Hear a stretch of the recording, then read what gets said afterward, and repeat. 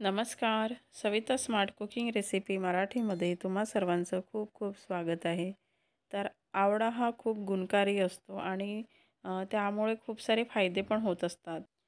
पण आपण नुसता आवळा दिला तर खाणं होणार नाही. तर म्हणून आपण त्यापासून खूप साऱ्या वस्तू खूप सारे छान-छान पदार्थ तयार करत असतो. त्यामध्ये आहे आवळा कँडी, आवळा मुरब्बा. तर आजची आपली रेसिपी पण तशीच आहे. ती आहे आवळा गोळी. ही खायला पण खूप टेस्टी लागते आणि बनवायला पण खूप सोपी आहे. तर चला मग सुरू करूया आपल्या रेसिपीला. तर इथे मी घेतलेलं आहे 350 ग्राम मी इथे आवळे घेतलेले आहे. त्याला छान स्वच्छ धुवून घेतलेले आहे आणि छान पुसून पण घेतलेले आहेत. आता आवळे आपण स्टीम करायला ठेवून द्यायचं आहे. तर मी आता हे स्टीमरला लावून घेते. तर इथे मी कढई घेतलेली आहे. कढईमध्ये पाणी टाकलेलं आहे आणि आता त्यावर चाळण ठेवून घेते. तर आणि यावर आता पाणी गरम झालेलं आहे. तर मी आता आवळे ठेवून घेते आणि आपण याला मीडियम फ्लेमवरच 20 मिनटं झाकण लावून घ्यायचं आणि याला 20 मिनटं छान मीडियम फ्लेमवरच शिजू द्यायचे आहेत. 20 मिनटं झाले की त्या शिजल्यानंतर त्याला मध्ये मध्ये भेग जायला लागते.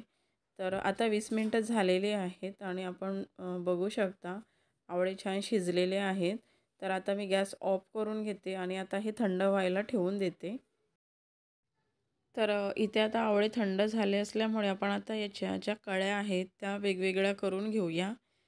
तर आणि ते शिजले असल्यामुळे ते आपोआपच कळ्या मोकळ्या होतात त्याच्या आणि त्याच्या आतमधलं बी बाहेर काढून घेऊया. संपूर्ण मी त्या पद्धतीने करून घेते. तर याप्रमाणे मी संपूर्ण आवळ्यातील बी काढून घेतलेलं आहे आणि त्याच्या कळ्या वेगवेगळ्या केलेल्या आहेत. तर आता आपण हे आवळे मिक्सरमधून त्याची बारीक अशी पेस्ट करून घ्यायची आहे.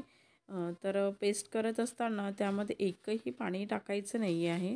तर तो छान पेस्ट करून घ्यायचं, दरदरा नाही ठेवायचा. जर तो दरदरा राहत असेल तर त्यामध्ये 1 चम्मच तुम्ही पाणी टाकू शकता. तर आता मी हे मिक्सरला लावून घेते आणि पेस्ट करून घेते. तर मी इथे पेस्ट करून घेतलेली आहे आणि आता आपण हे आवळ्याची केलेली पेस्ट या पॅनमध्ये मोजून टाकून घ्यायचं आहे, म्हणजे आपल्याला गूळ टाकायला सोपं पडणार. तर मी आता इथे वाटीने मोजून घेत आहे आणि पॅनमध्ये टाकून घेते. इथे आवळ्याचं सारण हे 1.5 वाटी झालेलं आहे, 1.5 पाऊण 2 वाटी झालेला आहे आणि तो मी इथे या पॅनमध्ये पूर्णपणे आता ट्रान्सफर केलेला आहे. तर आता यानंतर आपण आता हे गॅसवर लो फ्लेमवर शिजवायला ठेवायचं आहे. 5-7 मिनटं याला आधी शिजवून घ्यायचं. तर आवळ्याचे कोणतेही पदार्थ करत असताना ते एकतर अशा पॅनमध्ये किंवा स्टीलच्या कढईमध्येच करायचे. ॲल्युमिनियम किंवा लोखंडी कढईमध्ये नाही करायचे. तर आता आपले 5-7 मिनटं झालेले आहेत. आता आपण यामध्ये गूळ ॲड करायचा आहे.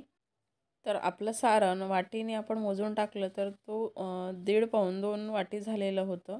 त्यामुळे मी इथे 2 वाटी गूळ घेत आहे आणि तो छान मिक्स करून घेते.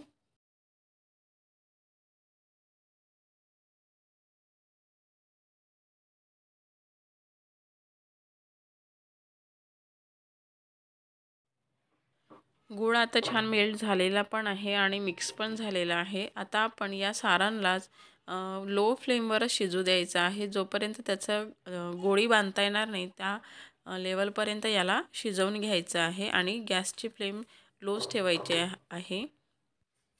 तर यामध्ये मी 1 चम्मच 1-1.5 चम्मच चाट मसाला घेतलेला आहे. 1 चम्मच मीठ घेतलेलं आहे आणि अर्धा चम्मच मिरची पूड घेतलेली आहे.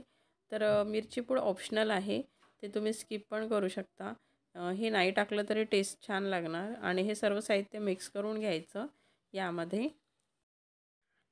जवळपास 30 मिनटं शिजवल्यानंतर तो सारण या पद्धतीचा होऊन जातो. आता तुम्ही बघू शकता तो छान घट्ट पण आलेला आहे आणि आता त्याची गोळी पण तयार होऊ शकते.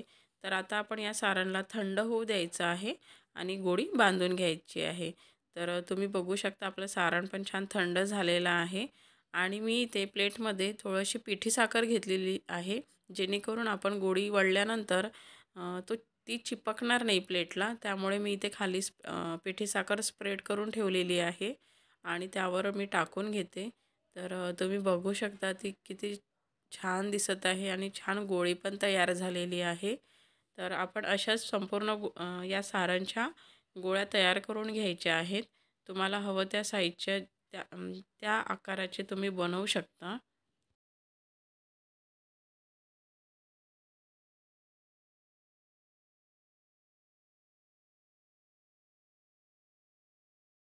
तर इथे सगळ्या गोळ्या तयार झालेल्या आहेत. तर मी त्याला वरून पूर्णपणे साखर स्प्रेड करून घेतलेली आहे, जेणेकरून ते एकमेकांना चिपकू नये म्हणून. या आपण काचेच्या भरणीमध्ये स्टोअर करून ठेवू शकतो आणि ही खूप दिवस टिकतात.